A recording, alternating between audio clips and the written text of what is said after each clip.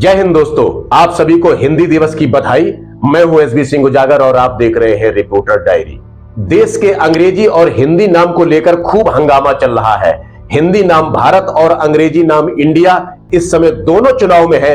एक तरफ इंडिया और भारत है, एक तरफ सिर्फ भारत है। एक तरफ भारत जोड़ो चल रहा है, एक तरफ इंडिया भारत छोड़ो का नारा बुलंद किया जा रहा है। रिपोर्टर की डायरी से आज इन्हीं सवालों का जवाब ढूंढने की कोशिश करेंगे कि क्या इंडिया गठबंधन प्रधानमंत्री मोदी के गले की फांस बन गया है और क्या इस फांस को निकालने के चक्कर में भाजपा और आरएसएस ने गुड़ भरी हंसुली ली ली है, जो अब ना उससे निगलते बन रही है और ना ही उगलते। विकास के मुद्दे पर लगातार पिछड़ती जा रही भाजपा के पास क्या अब सिर्फ धर्म का ही सहारा बचा है और इसीलिए वह उदय स्टालिन के बयान को राजस्थान और मध्य प्रदेश में मुद्दा बना रही है। आइए एक एक कर इन पन्नों को पलटते हैं। दोस्तों, यह कैसी विडंबना है कि हम पाकिस्तान और चाइना को सबक सिखाने की बात करते करते आज अपने देश के नाम का बंटवारा कर बैठे। हमारे पड़ोसी मुल्कों में इस बात को लेकर कितनी खिल्ली उड़ाई जा रही है, इस बात को G20 के जश्न में डूबा भक्त मीडिया कभी नहीं दिखाएगा। आज पाकिस्तान यह कहने से नहीं चूक रहा है कि उसने 1971 का भारत से बदला ले लिया है।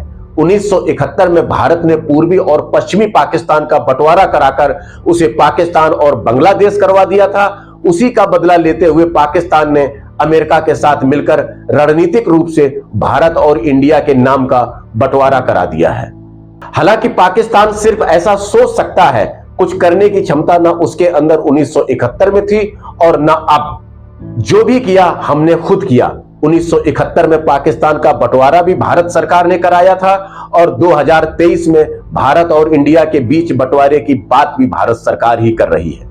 कुछ फर्क है तो सिर्फ इतना कि तब देश की कुर्सी पर आयरन लेडी के नाम से मशहूर एक बोल्ड महिला बैठी थी, आज विश्व गुरु बनने का ख्वाब देख रहा एक दम्भी पुरुष।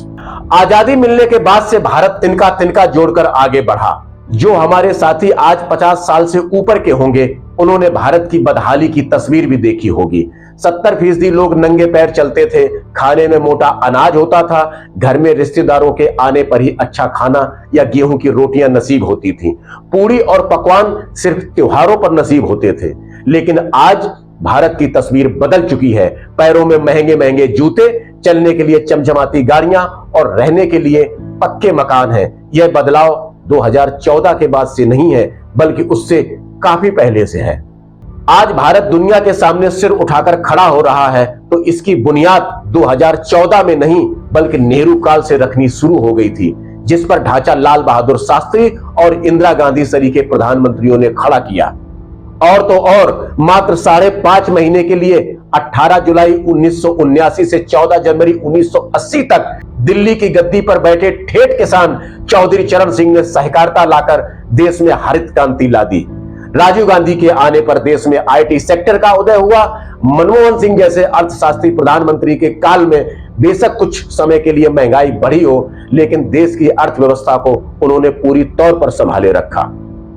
देश में 1000 साल की मजबूत नींव की बात कर रही मोदी सरकार यह धर्म की आड़ लेना छोड़ दे तो उसके पास जनता के बीच जाने का कोई रास्ता नहीं बचता। इसीलिए 5 राज्यों में घोषित विधानसभा चुनाव में भारतीय जनता पार्टी के नेता सिर्फ सत्ता परिवर्तन के बाद सनातन धर्म को खत्म हो जाने की दुहाई देते नहीं थक रहे हैं। 2 दिन से आप इस देश की संस्कृति का, इस देश के इतिहास का, सनातन धर्म का अपमान कर रहे हैं।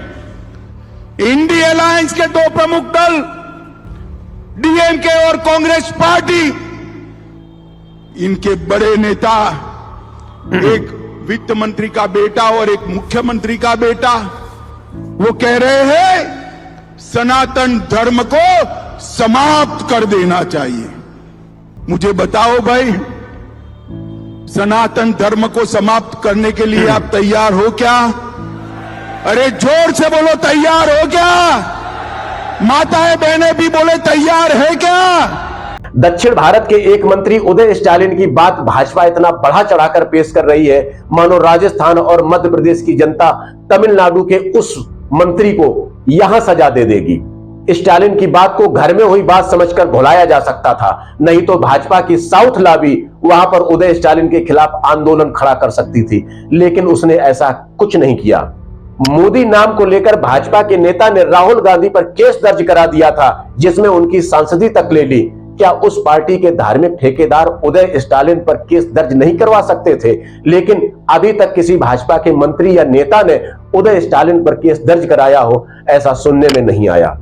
इससे साफ जाहिर होता है कि भाजपा उदय स्टालिन के बयान को चुनाव में एक हथियार के रूप में इस्तेमाल करना चाहती है। दरअसल उदय स्टालिन ने सनातन धर्म के खिलाफ जो भी बयान दिया तो वह तमिल लैंग्वेज में था, जिसे कोई दूसरे राज्य में रहने वाला व्यक्ति ना तो समझ सकता था और न वह समझना चाहता था। उदय की बात का यदि किसी ने पूरे देश में प्रचार किया तो वह भारतीय जनता पार्टी और उसके नेता है। उदय स्टालिन के बयान को हम यहां सुना रहे हैं। यदि आपकी समझ में आ जाए तो कमेंट्स में जरूर बताना। இந்த சனாதன ஒழிப்பு மாநாட்டில் வாழ்த்துரை வழங்கும் வாய்ப்பை தந்த இந்த மாநாட்டு ஏற்பாட்டு குழுவுக்கு முதற்க என்னுடைய வணக்கத்தையும் நன்றியும் நான் தெரிவித்துக் கொள்கின்றேன்। भारत सरकार का यह मेक इन इंडिया पोर्टल है। इसमें केंद्र सरकार द्वारा दर्जनों योजनाएं संचालित होने की बात कही जा रही है। यहां तक इंडिया नाम बिल्कुल ठीक था, यानी यह बात तो साफ हो गई कि इंडिया शब्द उस दिन से गुलामी का प्रतीक बना जिस दिन से विपक्षी दलों ने अपने महागठबंधन का नाम इंडिया रख लिया। संसद में राहुल के फ्लाइंग किस को भाजपा की केंद्रीय मंत्री स्मृति ईरानी ने खुद ब खुद लपक कर जो हंगामा काटा और इसके बाद देश की महिलाओं ने जिस तरह से उनकी फजीयत की, वही फजीयत आज मोदी सरकार की इंडिया नाम को परिवर्तित करने की बात छेड़कर होने लगी है। इस नाम को छेड़कर मोदी सरकार ने अपने सामने एक नहीं कई दिक्कतें खड़ी कर ली हैं। यदि वह यह नाम पकड़े रहती है तो उसे क्या नुकसान होगा और यदि छोड़ देती है तो उससे क्या छूट जाएगा, इसे भी समझ लेते हैं। पहली तो यह कि मोदी ब्रिगेड द्वारा भारत की जनता को यह विश्वास दिलाना पड़ेगा कि अचानक इंडिया नाम वास्तव में कैसे गुलामी का प्रतीक हो गया। इसके लिए अब उसके पास समय नहीं बचा, क्योंकि भारत में इस समय चुनाव चल रहे हैं और देश की जनता को मोदी के अलावा किसी दूसरे भाजपा नेता की बात समझ में नहीं आती। एक बात। दूसरे बिंद के तौर पर यदि हम देखें तो इंडिया नाम को भारतीय दस्तावेज से मिटाए बिना भारतीयों के जहन से इसे नहीं मिटाया जा सकता। यह भी बड़ा दुष्कर और असंभव सा प्रतीत होता है, क्योंकि मोदी सरकार के लिए यह कदम नोटबंदी से 100 गुना ज्यादा भयावह होगा और इसके भयंकर परिणाम जनता को भी भुगतने पड़ सकते हैं। बेरोजगारी और महंगाई से जूझ रही जनता को इस बात से कोई फर्क नहीं पड़ता कि इंडिया गुलामी का प्रतीक है या भारत आजादी का। चुनाव में वह उस करवट बैठ जाएगी जो उसकी यह मूलभूत जरूरतें पूरी करने की बात करेगा। वीडियो थोड़ा बहुत बड़ा हो रहा है, इसलिए माफ करना दोस्तों। यदि विषय की गंभीरता को समझना है तो थोड़ा धैर्य भी देना होगा। प्रधानमंत्री मोदी G20 के जरिए भारत और दुनिया में अपना बड़ा कद बनाना चाहते थे, लेकिन उनके इस सम्मेलन से दुनिया की मीडिया जिस तरह से अपने राष्ट्राध्यक्षों का कवरेज करने से महरूम रह गई और उसे सिर्फ सरकारी प्रेस नोट पर डिपेंड रहना पड़ा, उसका खामियाजा मोदी को राष्ट्रीय और अंतरराष्ट्रीय स्तर पर भुगतना पड़ सकता है। G20 की कामयाबी का राग सिर्फ दरबारी मीडिया अलाप रहा है। बचा हुआ मीडिया यह बताने में लगा है कि आखिर G20 से भारत की जनता को क्या फायदा हुआ। वह महज इसे एक महंगी दावत से ज्यादा कुछ नहीं कह रही है।